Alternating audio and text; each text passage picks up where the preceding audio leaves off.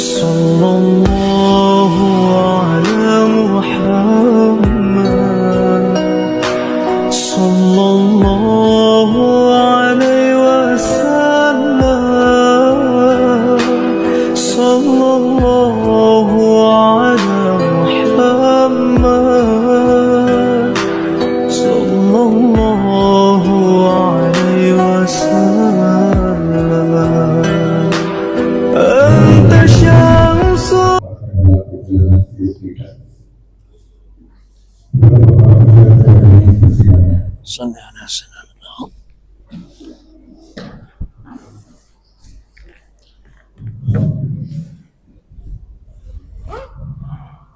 Bismillahirrahmanirrahim. Assalamualaikum warahmatullahi wabarakatuh. Kita awali dengan sama-sama baca suratul Fatihah. Mudah-mudahan keberadaan kita di tempat yang paling mulia ini Allah muliakan kita. Keberadaan kita di tempat yang terbaik ini, kebaikan Allah limpahkan kepada kita, dan Allah jadikan kita serta keturunan kita orang-orang yang mencintai ilmu. Ala hadiniyah wa ala kulli niyatin salihah. Al-Fatihah. A'udzu billahi minasyaitonir rajim. Bismillahirrahmanirrahim. Alhamdulillahi rabbil alamin arrahmanir rahim maliki yaumiddin. Iyyaka na'budu wa iyyaka nasta'in ihdinas siratal mustaqim siratal ladzina an'amta 'alaihim ghairil maghdubi 'alaihim waladdallin. Alhamdulillahil qail fi kitabihil karim. A'udzu billahi minasyaitonir rajim. Rabbi auzi'ni an ashkura ni'mataka allati an'amta 'alayya wa 'ala walidayya wa an a'mala salihan tardah wa aslih li fi dhurriyyati inni tubtu ilaika wa inni minal muslimin. Asyhadu an la ilaha illallah wahdahu la syarika lah wa asyhadu anna Muhammadan abduhu wa rasuluh la nabiyya ba'dahu ma ba'du. Alhamdulillah, kita bersyukur kepada Allah Subhanahu wa taala sampai pada tahun 2026. Perjalanan waktu yang sudah tentu Allah masih memberikan kesempatan kepada kita untuk menikmati kehidupan dan mempersiapkan kehidupan berikutnya. Mudah-mudahan waktu-waktu yang sudah berlalu memberikan pelajaran kepada kita, menyadarkan akan segala kekeliruan dan juga memberikan semangat akan segala amalan yang sudah kita lakukan. Salawat serta salam kita sampaikan kepada Nabi kita Muhammad sallallahu alaihi wasallam, Nabi yang menjadi uswah kita, Nabi yang patut kita jadikan contoh dalam menjalani hidup dan kehidupan ini. Jamaah yang dimuliakan Allah Subhanahu wa taala, apa yang sudah kita jalani dalam hidup ini sudah tentu ada kenikmatan yang dirasakan oleh kita dan mudah-mudahan kita mensyukurinya. Ada ujian dan cobaan yang kita alami, mudah-mudahan kita sabar menghadapinya. Maka mengawali awal tahun ini adalah sebagai satu momen saja. Sebetulnya waktu itu ya setiap waktu kita harus gunakan dengan sebaik-baiknya.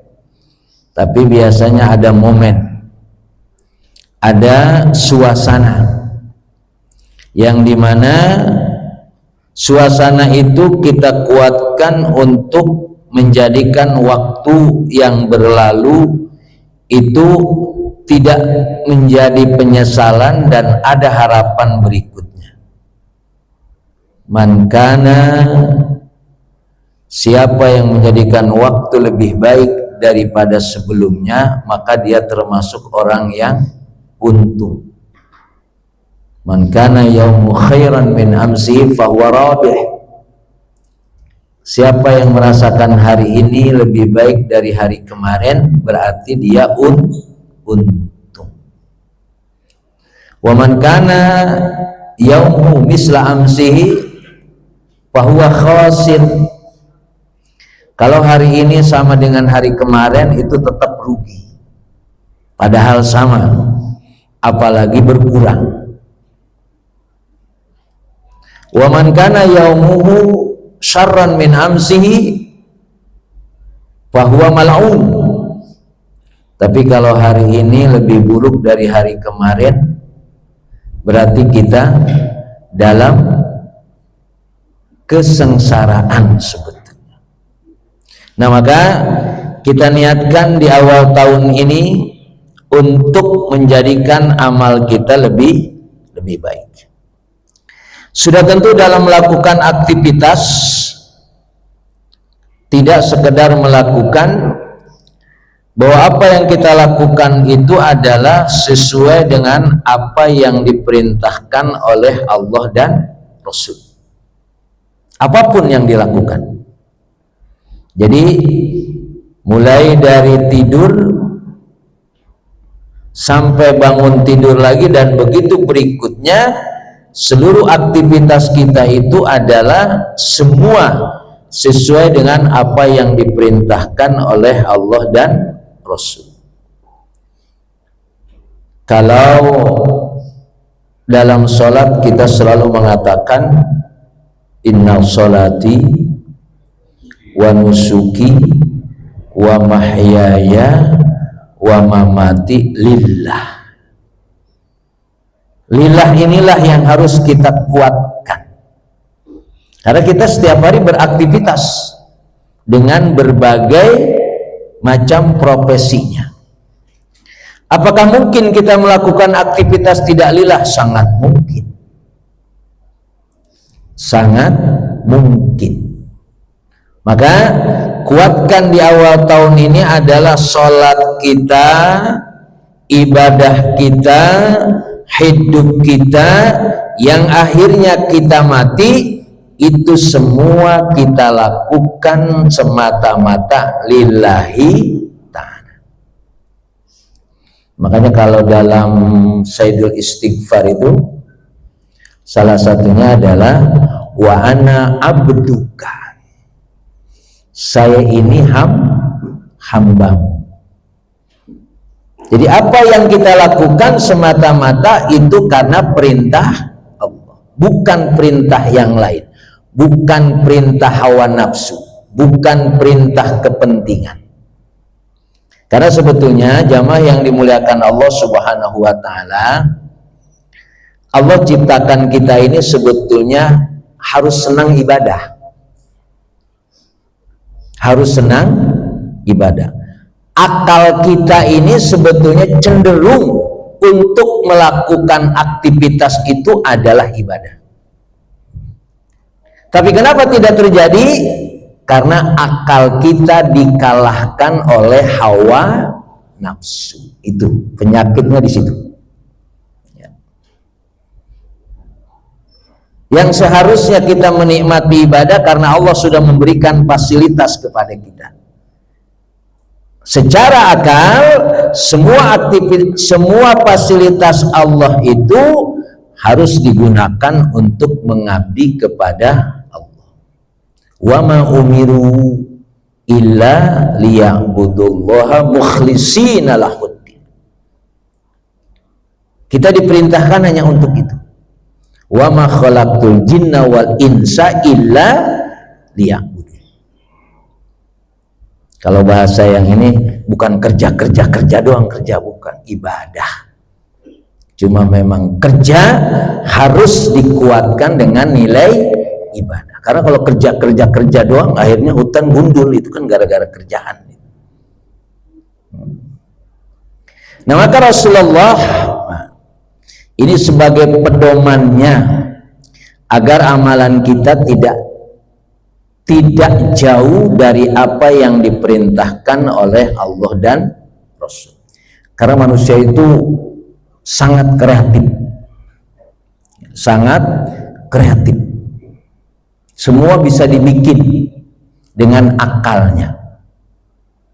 Sehingga akhirnya akalnya itu jauh dari apa yang seharusnya dilakukan. Salah satu pesan Rasulullah, An Malik qala ballaghani anna Rasulullah sallallahu alaihi wasallam qala taraktu fikum amrayni lan tadillu ma tamassaktum bihima kitaballah wa sunnati.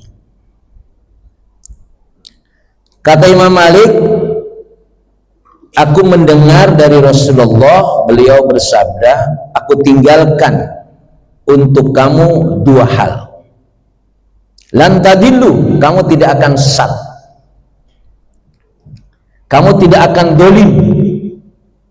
Kamu akan menikmati hidup ini ma tamassaktum bihima, kalau kamu berpegang kepada dua ini. Satu adalah kitabullah, yang kedua adalah sunnati, sunnahku. Jadi kitab dan hadis.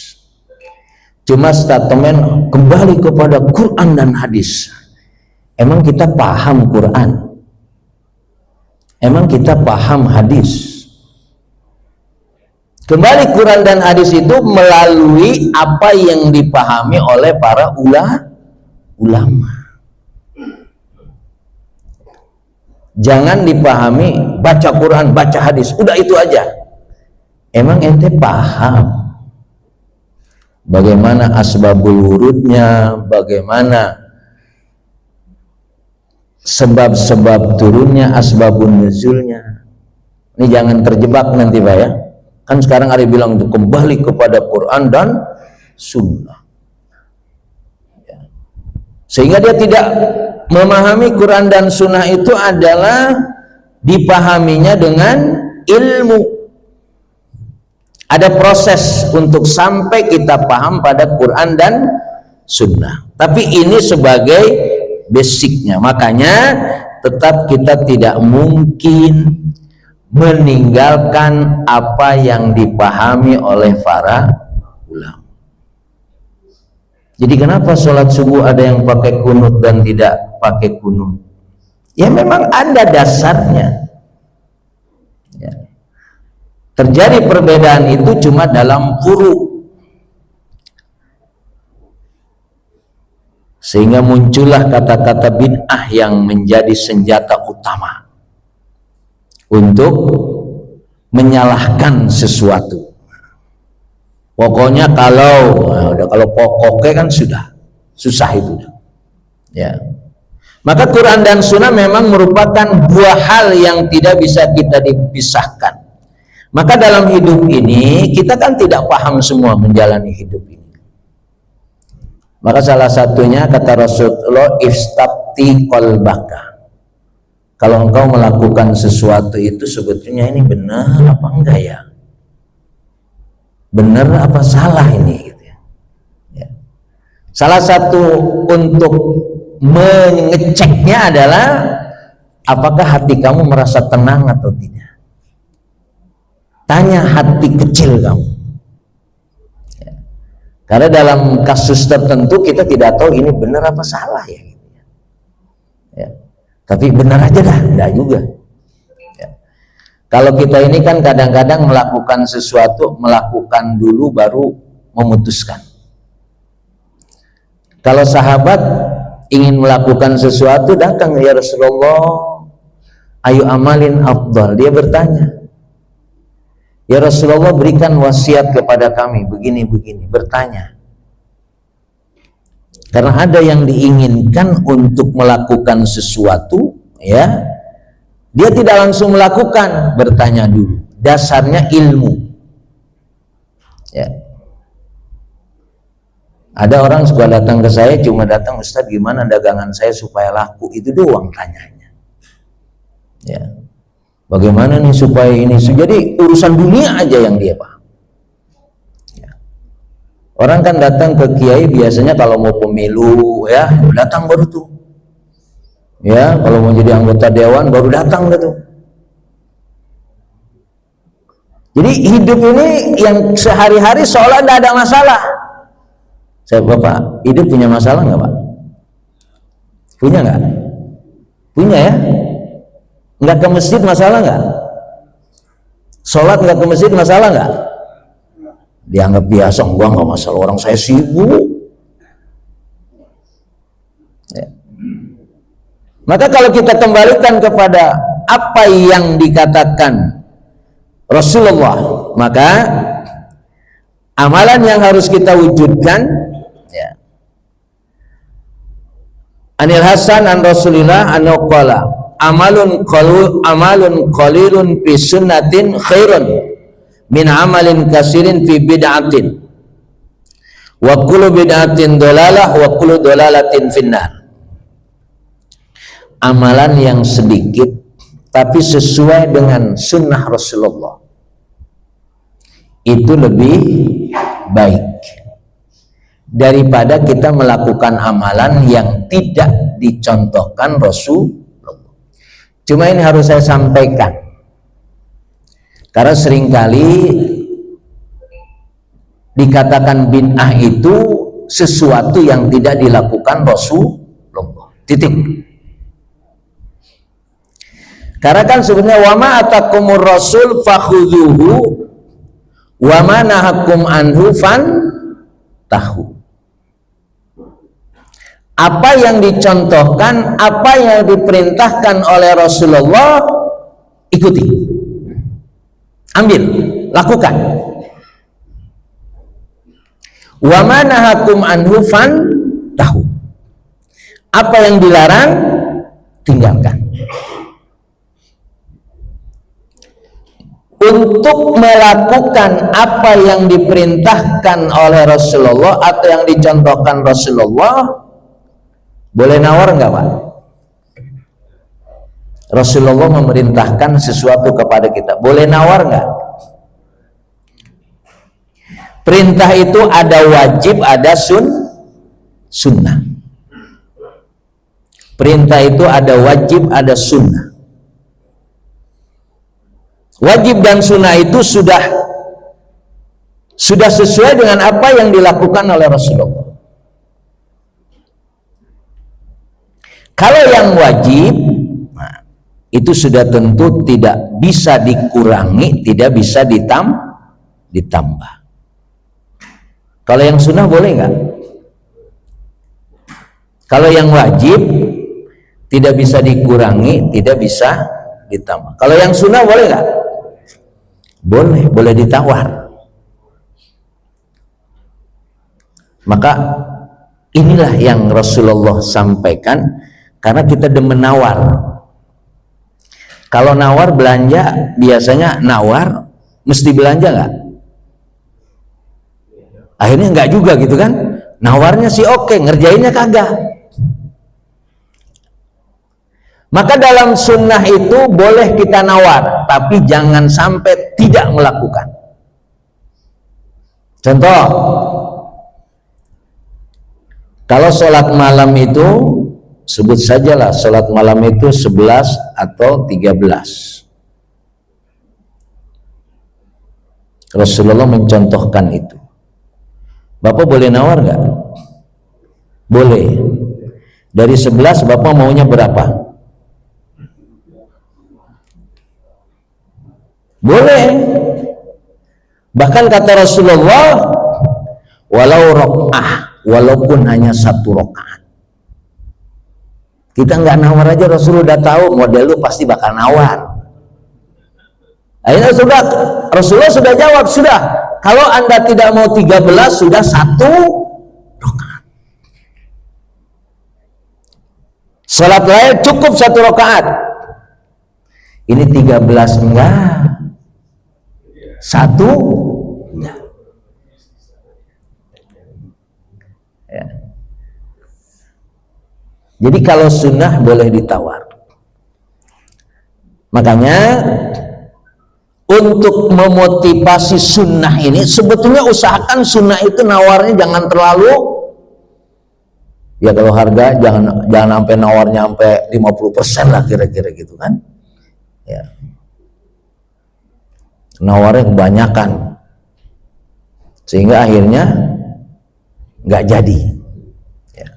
Sebut saja tadi kalau 13 ya jangan cuma satu, tapi Rasulullah udah tahu ada hadisnya itu walau rok'ah, sudahlah kalau ente nggak sanggup 13 satu aja, padahal kita nggak dikasih tahu juga bakal minta satu kali gitu ya. Tapi Rasulullah udah tahu betul nih model-model kita ini, urusan sholat malam itu berat ya, akhirnya dikasih alternatif udah satu aja. Itu amalan sunnah. Makanya kalau melakukan perintah boleh kita nawar, tapi kalau meninggalkan larangan tidak boleh nawar. Kalau sesuatu sudah diharamkan sudah titik, dikit doang Ustaz, dikit. Kan ada orang yang korupsinya 100 triliun, saya mah enggak 10 miliar aja. Dikit nggak tuh? Dikit dibandingkan dengan 100 triliun. Kalau yang namanya perintah sudah tidak ada nawar, nol kira-kira gitu. Jadi kalau ada orang korupsi 300 triliun atau bertriliun, kita bilang kita mengada 1 miliar aja. Kalau yang namanya larangan, ya tidak ada alasan untuk tidak meninggalkan. Tapi kalau yang namanya perintah, ya juga sebenarnya tidak ada alasan untuk meninggalkan karena mastata'tum. Jadi kalau 13 tadi cukuplah satu. Jadi kalau antum bapak-bapak wabil khusus tidak bisa sholat 5 waktu di masjid, ya tidak bisa, boleh, nggak usah di masjid, boleh nggak? Boleh ya kalau zuhur mungkin di kantor maksud saya, kalau asar masih di kantor, kalau maghrib mungkin juga, kalau subuh di mana ada? Berarti masih tidur kan begitu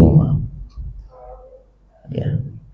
Jadi kalau cari alasan banyak terus ya. Makanya amalan yang harus kita lakukan adalah amalan yang sedikit tapi mengikuti Rasulullah. Ya memang tadi wa ma atakumur rasul fakhudhu wa ma nahakum anhu fantahu, jelas ya, kalau perintah kita kerjakan, kalau larangan kita tinggalkan. Masalahnya adalah ada amalan yang diperintahkan juga enggak, dilarang juga enggak. Nah, ini dia. Dewa ya. Dalam kehidupan keseharian kita ya tidak diperintahkan tapi tidak dilarang. Jangan dalam muamalah, dalam ibadah. Ini coba peci bapak ini beda-beda nggak? Beda. Rasul dulu sholatnya pakai peci warna apa sih? Ini diperintahkan nggak? Kan kalau orang bilang pokoknya,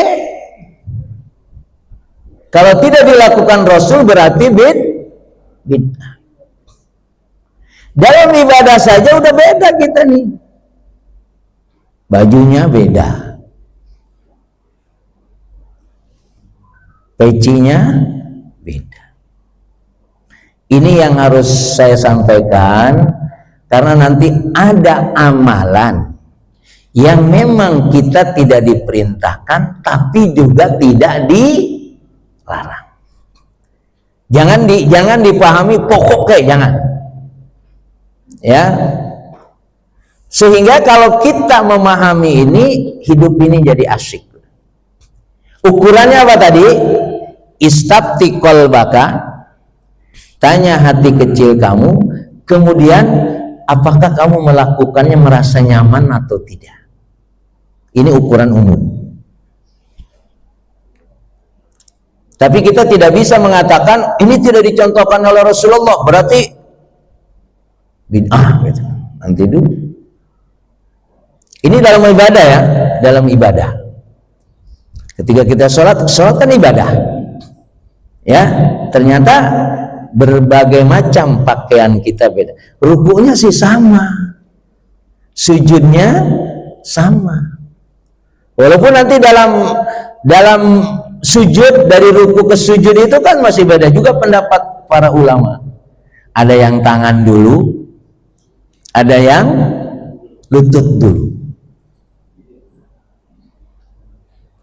Berarti kita mengikuti Quran dan Sunnah juga tidak mungkin meninggalkan pendapat ulama. Karena sekarang gencar begitu sekarang. Ya. Makanya saya terus terang aja termasuk nggak terlalu peduli tuh ente mau Wahabi, ente mau Salafi, nggak penting buat saya. Ente nggak denger tahlil, ya sudah, jangan ribut sama tahlil lu, jangan ikut tahlil, udah selesai. Ente nggak demen zikir jahran, ya sudah, ente siron. Tapi menganggap apa yang menjadi pendapatnya itu benar, yang lain disalahkan. Bahkan sampai ada masjid kalau yang sudah menguasai orang Salafi itu pokoknya khotibnya juga orang Salafi semua. Sampai begitu. Padahal apa yang dilakukannya itu sama. Inilah yang nanti harus kita waspadai. Pendapat kita kalaupun tidak sama dengan pendapat yang lain, sudah, ente lakukan ini, saya lakukan ini. Agreement in disagreement. Saya setuju terhadap apa yang ente nggak setuju. Ente nggak pakai kunut, oke. Bapak sekarang mau sholat yang nggak pakai kunut, ada masjidnya. Ya, nggak usah bingung-bingung, banyak. Cuma jangan Bapak nggak pakai kunut lalu nggak datang ke masjid. Itu. Jadi memahami kembali kepada sunnah itu tetap kita berpedoman kepada pendapatnya ulama sesuai, karena ulama memahami Quran dan sunnah itu adalah ada ilmunya. Al-iqtisad fi sunnah khairun minal ittihad fil bid'ah. Ya. Amalan yang sedang-sedang saja tapi mengikuti sunnah itu lebih baik daripada amalan yang serius tapi bisa jadi itu keluar dari sunnah. Cuma lagi-lagi Pak, ya, ada nggak amalan yang sebetulnya kita lakukan itu bisa jadi tidak sesuai dengan sunnah? Saya mengamalkan sesuatu yang saya cari dalilnya nggak ada, tapi kata guru saya lakukan ini, saya kerjain aja udah. Kata kiai saya, udah ente bahasanya amalkan ini, gitu ya. Ya sudah. Karena kita yakini al ulama'u warasatul anbiya. Makanya jangan salah pilih ulama nanti. Ya, jangan salah pilih ustadz nanti. Ya. Supaya amalan kita ini, memang kalau tanya dalilnya apa, susah jawabnya. Ya. Tapi para ulama memberikan satu perintah amalan. Ya sudah, saya lakukan saja karena saya yakin dia orang soleh. Cari kitabnya nggak ketemu, ya, nggak ketemu. Nah, itu contohnya, ya. Maka la yasluh qaulun illa bi amalin, wala yasluh qaulun wala amalun illa bin niyatin, wala yasluh qaulun wala amalun wala niyatun illa bis sunnah. Maka tidak ada artinya omongan kalau tidak dikerjakan, omon-omon doang gitu. Nggak ada artinya itu, ya. Tidak ada artinya omongan tapi tidak diamalkan. Juga Wala yaslu qaul wala fi'al ila biniyah. Omongan dan amal itu juga tidak ada artinya kalau salah niat. Bapak melakukan sesuatu tapi salah niat. Ya. Kalau bahasa sekarang apa? Pencitraan. Nah, ya. Dia melakukan tapi salah niat. Kemudian wala yasluh qaulun wala amalun wala niyatun illa bisunnah. Omongan, perbuatan, niat itu juga nggak ada artinya kalau menyalahi sunnah. Makanya kita mohon kepada Allah Subhanahu wa taala di awal tahun ini supaya apa yang kita lakukan tahun yang sudah berlalu atau waktu yang sudah berlalu supaya diyakinkan amalan kita ini sesuai dengan apa yang dicontohkan oleh Rasulullah. Kalaupun bahasanya tidak dicontohkan oleh Rasulullah, paling tidak kita mengikuti ulama yang soleh supaya kita beramal ini tidak hanya melakukan, dasarnya tetap harus dengan ilmu. Karena jamaah yang dimuliakan Allah Subhanahu wa taala, kata Rasulullah dari Ubay ibnu Ka'ab, alaikum bis-sabil was sunnah fa innahu laisa min abdin ala sabil was sunnah dzakara rahman fa fadat ainahu min khasyatillah fatamassuhun nar abadan wa laysa min 'abdin 'ala sabil wa sunnah dzakara rahman fa fadat ainahu wa qasha'ara jildahu fa khafatullah ta'ala ila kana mislu kama sali syajaratin yabisaraquha fa sabat hari fatahatat qarquha. Kata Rasulullah, supaya kamu dalam beramal itu sesuai dengan sunnah. Karena ketika hamba menjalani aktivitasnya itu, ya, dan dia melakukannya sesuai dengan apa yang dicontohkan oleh Rasul, fa fadat ainahu min khasyatillah. Keluar dari matanya, air matanya keluar karena merasa takut dengan Allah. Apa yang kita lakukan ini sebetulnya terasa enggak? Ada yang kita rasakan. Salah satunya adalah fafadat ainahu, mengeluarkan air mata. Wa aksyara jilduhu, kemudian badannya terasa menggigil, makhafatallah, karena takut kepada kita. Mungkin belum bisa merasakan itu, tapi apa yang kita lakukan seharusnya kita merasakan itu. Mudah-mudahan masih dalam proses. Karena untuk bisa nangis itu tidak gampang, apalagi orang yang sudah melakukan kesalahan tetapi kesalahannya itu dia lempar kepada yang lain.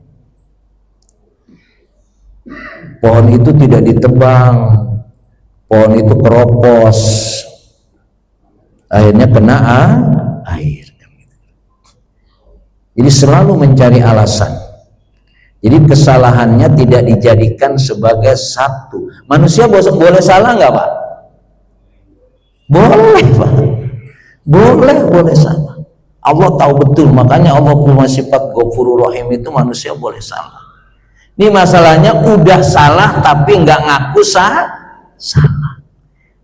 Malah nyalahin yang lain lagi. Ya. Makanya dalam ibadah ini apakah kita merasakan tadi makhafatullah?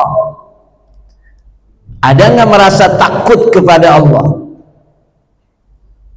Ada nggak merasa ketika Allah disebutkan itu bergetar hati kita?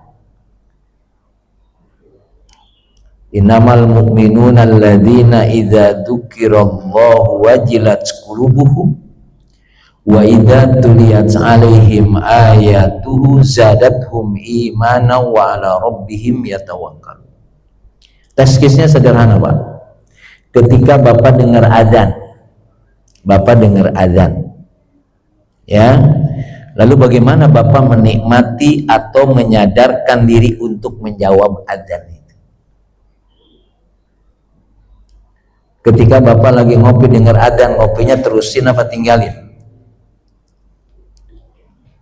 Ngopi, bukan makan. Kalau makan nanti lain lagi dalilnya. Ya, Bapak lagi ngopi, terdengar suara adzan, ngopinya dilanjutin atau tinggalin? Nah, pengalamannya gimana? Sekarang kan ngopi itu ngopinya segelas tapi bisa 2 jam sekarang, ya kan? Masya Allah, segelas ngopinya 2 jam. Artinya ketika disebut nama Allah itu kita bergerak atau tidak? Ini teskes yang sederhana saja, ya. Karena kalau teskes sampai jihad, sampai perang, sampai mati, kejauhan contohnya. Ini teskesnya ketika setiap hari kita mendengar adzan, ya, wajilat qulubuhum, apakah hati kita bergerak atau tidak? Atau jangan-jangan ya udah adzan lagi aja. Naudzubillahi min dzalik. Jadi harus ada perasaan fafadat ainahu, ya. Kemudian fakhafatullah, ada rasa takut kepada Allah. Kalau amalan ini yang kita lakukan ada, ya, bahasanya hatinya nyetrum gitu ya. Nah itu. Kalau dengar adzan biasa-biasa saja, ya, dengar orang susah biasa-biasa saja, nah itu masalah berarti. Konslet. Sedangkan apa yang dilakukan oleh kita kaitannya dengan ibadah ini adalah untuk merasakan apa yang diperintahkan oleh Allah ini adalah kepentingan kita. Makanya kan kita ini harus ngikuti manusia, bukan ngikuti Allah bahasanya. Perintahnya perintah Allah, tapi yang kita contoh siapa? Manusia. Makanya diutuslah Nabi Muhammad, uswatun hasanah. Jadi kita ini harus bisa melihat contoh. Ya mungkin terlalu jauh kalau ketemu Nabi. Sekarang Bapak di masjid ini udah tahu yang rajin ibadah siapa, yang rajin ke masjid siapa. Padahal dia sibuknya luar biasa, tapi ibadahnya tetap berjamaah. Itu contoh dah, itu aja deh yang gampang. Ada nggak tuh?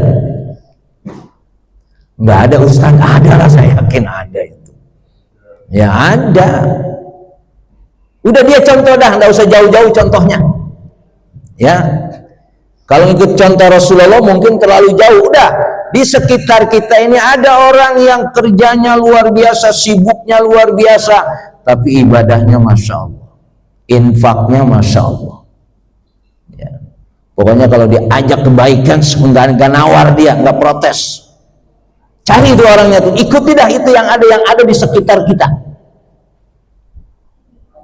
Karena sebetulnya saya yakin di setiap tempat itu ada orang yang dia bisa dijadikan contoh.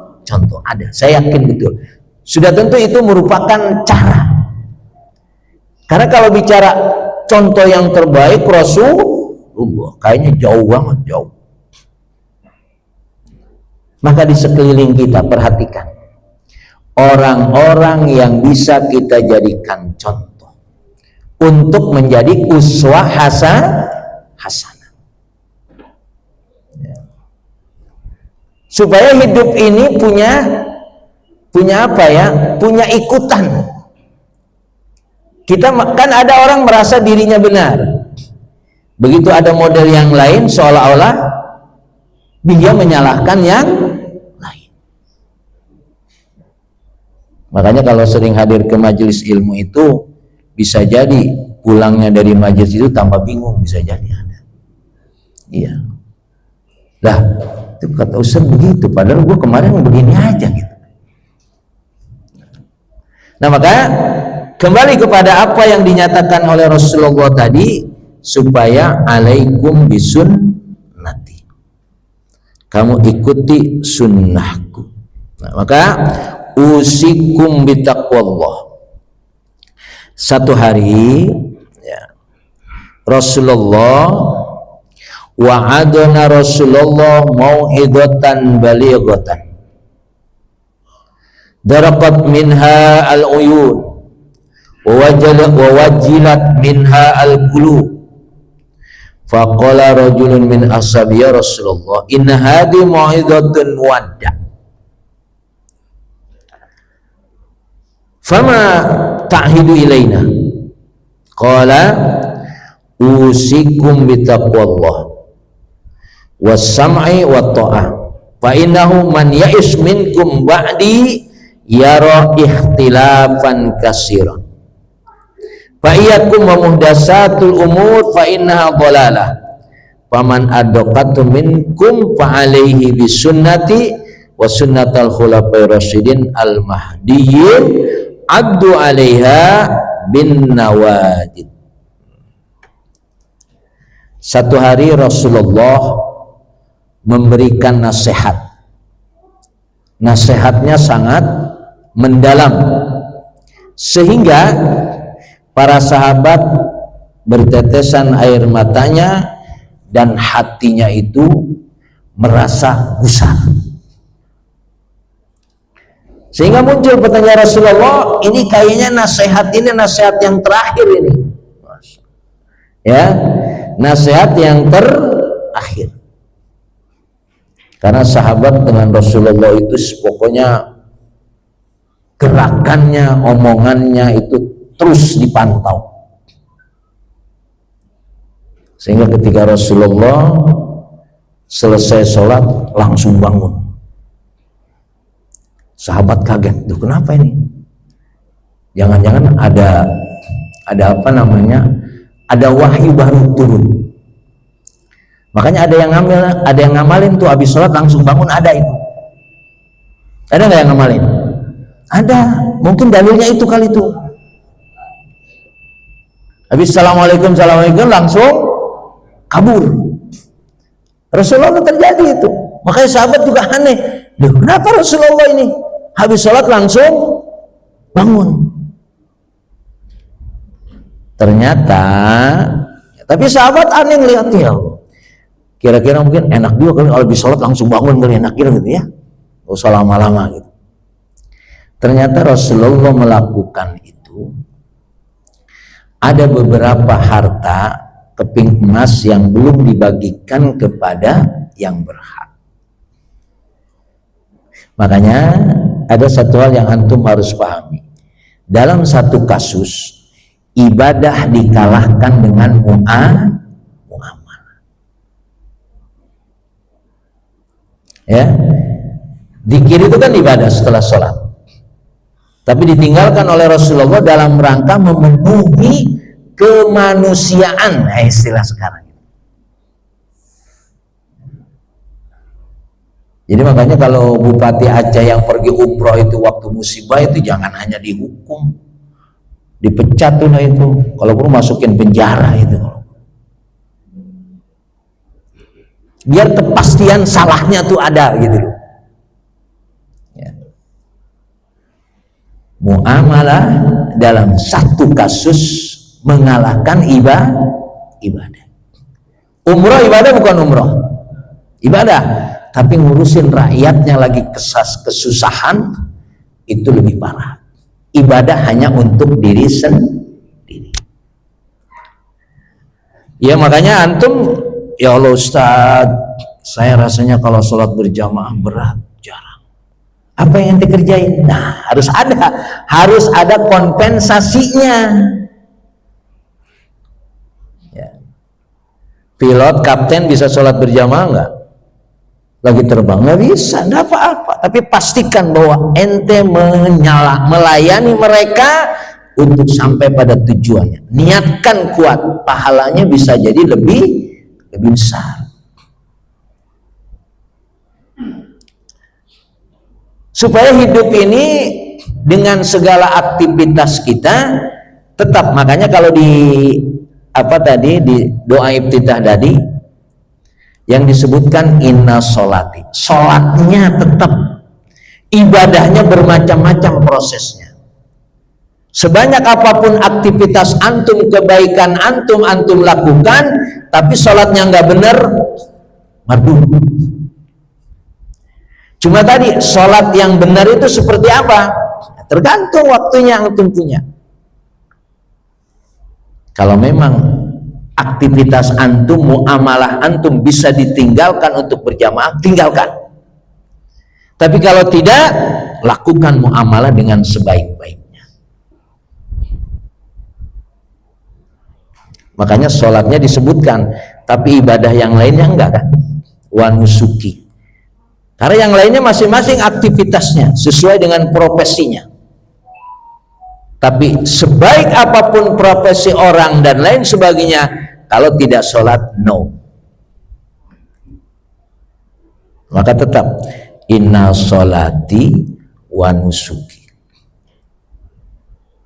Makanya kan kita ada kesulitan untuk menguatkan sholat berjamaah subuh saja, karena kata orang Yahudi, orang Muslim ini bisa mengalahkan orang Yahudi kalau sholat subuh berjamaahnya sama dengan sholat Jumat. Ini Jumat masjid penuh nggak? Penuh. Subuh penuh. Ya penuhnya segini. Makanya kekuatan kita hilang. Maka saya bilang tadi, oke lah zuhur enggak, asar enggak, maghrib enggak, isya enggak, tapi kalau subuh jangan sampai tidak. Sebetulnya dua sholat sih yang ditekankan Rasulullah, itu sholat isya dan sholat subuh.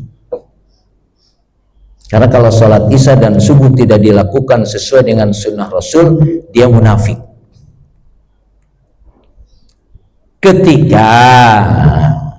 Ketika isya-nya itu antum memang tidak melakukan aktivitas lebih penting, atau dengan kata lain, kalau muamalah antum bisa mengalahkan ibadah berjamaah, boleh tidak berjamaah.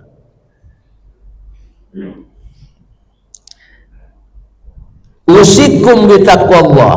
Nah, ketika Rasulullah memberikan nasihat tadi, ya, lalu mereka minta, berikan kami wasiat. Kata Rasulullah, usikum bitaqwallah, aku wasiatkan kepada kamu bertakwa kepada Allah.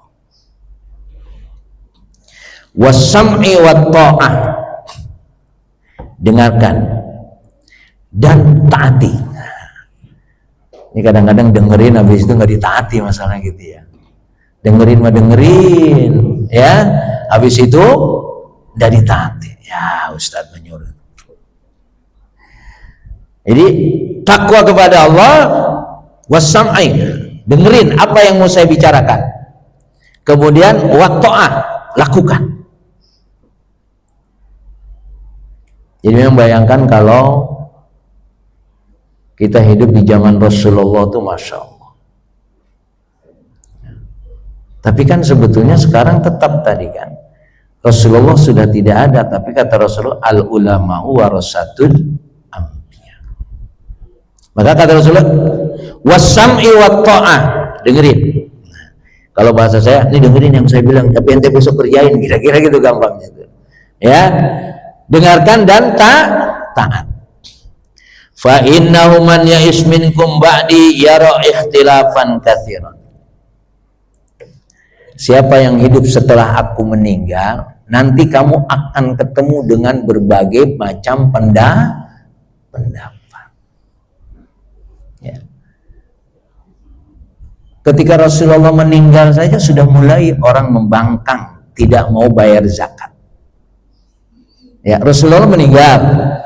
Ya. Ada sebagian umat, Rasulullah sudah meninggal, kita tidak usah bayar zakat, orang Rasulullah sudah meninggal.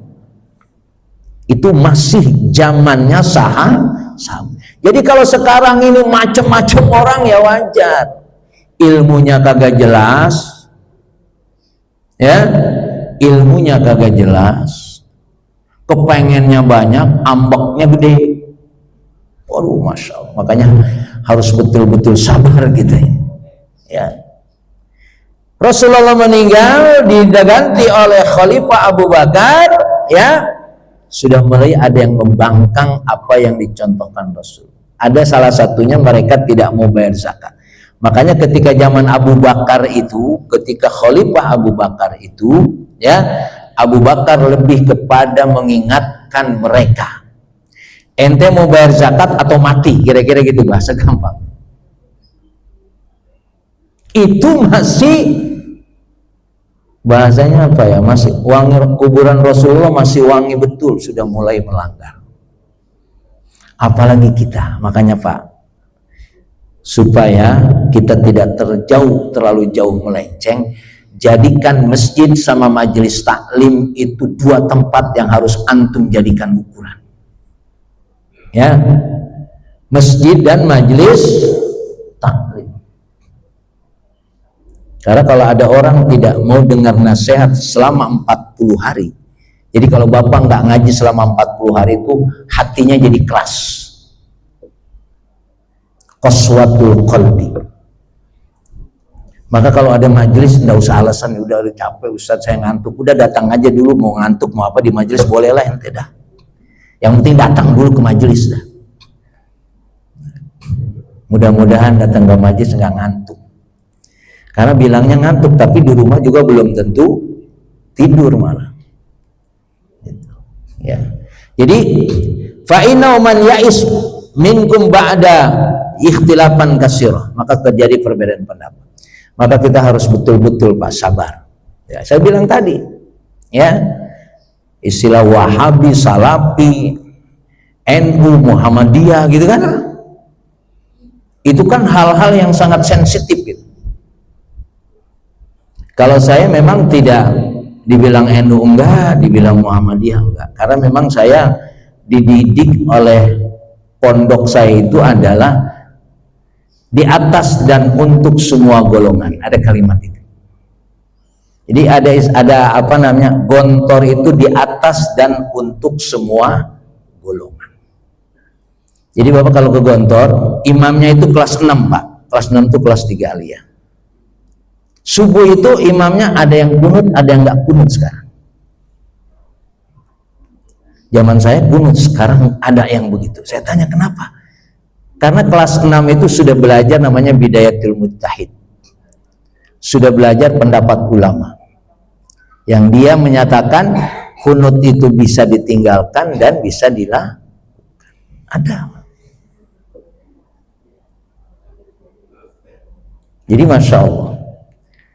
Ya sekarang sebetulnya sudah mulai reda. Cuma masih ada yang rada ngotot dikit gitu ya. Masjid itu mah pakai kunut, gua nggak mau sholat di situ. Ada nggak gitu ya? Coba cari di klaster ini, nggak ke masjid gara-gara ada kunut. Coba supaya kita tidak punya merasa paling benar. Nah, maka sayara ikhtilafan katsiran. Kamu akan mendapatkan perbedaan yang banyak. Fa iyyakum wa muhdatsatul umur fa inna dhalalah. Dan kamu akan mendapatkan kejadian-kejadian yang baru. Sholawat di gereja, ya Allah, kita salahin sholawat. Cuma ngapa di gereja kagak ada tempat lain apa? Tapi inilah yang kita susah memahaminya. Ya. Makanya ya Tadi sudah. Kalau dia masih tetap begitu ya sudah. Kita tetap jangan sampai terpengaruh oleh suasana yang lain. Kan kalau diterusin ribut apa enggak? Ribut. Udah ribut nggak ribut, besok begitu lagi. Ya. Atau hal-hal yang lainnya. Ya. Nah, kalimat ikhtilafan kasiran itu akan muncul nanti hal-hal yang baru. Hal-hal yang baru ini kaitannya dengan kehidupan macam-macam. Ya. Sampai kalau ada orang bilang pendapat boleh nerima uang sogok itu, masya Allah, udah ngeri banget itu. Yang ngomong ustad lagi masalahnya ya, boleh ya. Ya, makanya terus doa kita, Allahumma arinal haqqo haqqo warzuqnat tiba'ah wa arinal batila batila warzuqnat tinaba. Ya Allah, perlihatkanlah kepada kami yang benar itu benar dan berikan kami untuk melakukan yang benar itu. Perlihatkanlah kepada kami yang salah itu salah. Ya Allah, nentuin ijazah asli palsu aja ribetnya. Ya Allah. Ini contoh yang zaman sekarang asyik juga kita lihat nih hidup ini. Ya, semakin profesor, semakin ini, semakin tidak jelas. Saya juga kadang nggak ngikutin gimana. Ya. Makanya kembali, ya kalau sudah umur 50 ke atas sudah harus mengurangi, begitu. Ya, apalagi sudah 60 sudah, ya sudah ngurangi ngomong. Saya kalau saya tugas ngomong jadi ngomong udah. Jadi kalau enggak begini saya udah enggak terlalu banyak ngomong udah. Karena ustadz kalau ngomong juga belum tentu benar juga kan sebetulnya ya. Tapi kalau pas lagi ngomong begini ya mau nggak mau harus ngomong. Nah, kita semua ini tetap harus menjaga. Ya. Karena ada istilah kalau di depan orang banyak kurangi ngomong. Kalau di depan makanan kurangi makan. Yang udah tua-tua maksud saya ini, di depan makannya banyak banget, hampir rumah baru dia ngerasa. Ya. Jadi ikhtilafan kasiran akan ketemu. Nah, lalu apa jalan keluarnya? Faman adrakathu minkum fa'alaihi bisunnati wa sunnatil khulafair rasyidin al-mahdiyyin. Kalau kamu nanti mendapatkan berbagai macam perbedaan tadi, ya, nah, kembalikan kepada sunnahku dan juga sunnah khulafaur rasyidin. Karena Rasulullah sudah meninggal, tapi khulafaur rasyidin melakukan apa yang tidak dilakukan oleh Rasulullah. Ikuti.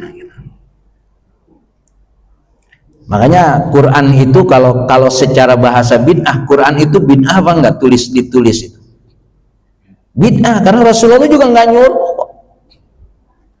Ya nyuruh, nanti Quran ditulis enggak. Tapi itu ada inisiatif Khalifah Utsman yang akhirnya menjadi Mushaf Utsmani. Kenapa waktu itu Quran ditulis? Karena para penghafal Quran mereka banyak yang meninggal ketika perang. Kalau yang menghafal sudah tidak ada, tulisan yang nggak ada, berarti Quran hilang. Maka muncullah ittihad tadi. Itu zaman siapa? Zaman Rasulullah? Bukan. Zaman sahabat. Pokoknya nggak berlaku. Nah, karena itu terjadi pada zaman namanya Mushaf Utsmani. Nah, apalagi sekarang ini. Ya. Makanya kalau ngomongin malam tahun baru itu udah rasanya ribet banget itu, ya Allah. Ente bakar-bakar ikan malam tahun baru. Ngelayain tahun baru enggak, anu mau bakar ikan aja. Tapi ngapa bakar ikannya malam tahun baru gitu kan? Pokoknya udah ribet dah itu. Ya. Apakah kita menyalahi akidah atau tidak? Kadang-kadang ya Allah, susah juga itu. Akhirnya malam tahun baru macet di mana-mana. Dalam rangka apa? Enggak Ustaz, saya bukan malam tahun baru, saya mau istirahat di puncak. Dalilnya mana gitu, ada susah kita memahaminya.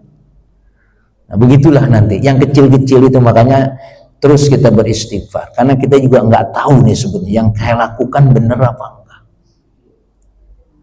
Ente kemana tahun baru? Tahun baru saya ke sana Ustadz, kebetulan anak-anak sekolah lagi libur. Nah, tapi tahun baru ada yang lebih lagi, Ustadz tahun barunya ke Bali. Jadi rame kalau di grup itu, ente nggak ada kerjaan? Enggak, anak mau mensyukuri nikmat Allah. Ya udahlah, selesai. Kayak begitu kan ya. Nah, banyak alasannya nih. Ya. Kalau saya juga suka ke Bali, saya kena karena cucu saya ada di Bali, itu gampang, dalilnya gampang. Ustaz ngapain di Bali Ustaz? Ana ngeliat cucu ana di Bali, selesai, orang nggak komentar tuh udah. Jadi kembali bahwa kita terus, makanya dua tempat yang harus saya sampaikan sama antum, satu masjid, satu majelis taklim. Usahakan.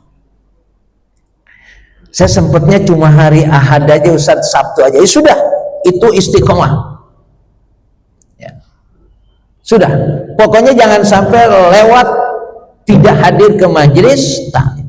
Seminggu sekali ya sudah, karena itu waktunya memang ghairu muaqqat. Dalilnya utlubil ilma minal mahdi ilal lahdi. Carilah ilmu dari buayan sampai mati. Tapi nggak dijelaskan ya kapan. Sekarang thalabul ilmi posisinya seperti apa? Mudah-mudahan antum hadir ke majelis juga, antum di rumah rajin baca buku, baca hadis, baca ini dan lain sebagainya. Karena sekarang baca ada kurang demen ini. Ya, kalau baca WA sih memang demen gitu kan. Tapi baca-baca yang bisa menambah ilmu, bisa menambah pengetahuan, itu tidak mudah. Makanya kan ada pendapat doa yang sering kita baca, Rabbana atina fid dunya hasanah wa fil akhirati hasanah. Fid dunya hasanah wa fil akhirati hasanah itu adalah sebetulnya ilmu dan amal. Jangan dipahami di dunia hasanah tuh rumah kita mewah, mobil kita banyak. Ternyata di dunia hasanah itu antara ilmu dan amal. Itu yang menjadikan kita hasanah di dunia. Karena dengan ilmu kita bisa beramal. Dan dengan di dunia ilmunya ada, amalnya banyak, di akhiratnya pasti lebih hasanah. Saya kira ini yang bisa saya sampaikan. Jadi jangan sampai amalan kita itu tidak punya nilai di hadapan Allah. Maka pastikan kita melakukan sesuai dengan apa yang diperintahkan oleh Allah dan Rasul. Sudah tentu diperintahkan oleh Allah dan Rasul adalah petunjuknya adalah para ulama. Karena Quran dan Sunnah tidak bisa dipahami langsung oleh kita. Maka tetap kita harus punya, kalau bahasa sederhana harus punya guru, harus punya tempat bertanya. Karena bisa jadi ada hal yang kita tidak pahami, bisa jadi ada hal yang kita keliru. Karena biasanya ada setelah orang ngaji itu, oh ternyata itu nggak boleh ya, saya kira boleh. Nah gitu. Ya alhamdulillah. Yang lebih parah lagi, kalau ikut pengajian dia tersinggung. Nah kalau yang tersinggung itu benar itu. Wah berarti Ustadz saya kesinggung nih, berarti benar kalau kesinggung ya, karena dia mengakui kesalahan. Saya kira ini yang disampaikan mudah-mudahan bermanfaat. Mungkin ada yang menambahkan atau bertanya, saya kembalikan kepada moderator. Assalamualaikum warahmatullahi wabarakatuh. Subhanakallah wa bihamdika, asyhadu an la ilaha illa anta, astaghfiruka wa atubu ilaik. Juga saya bisa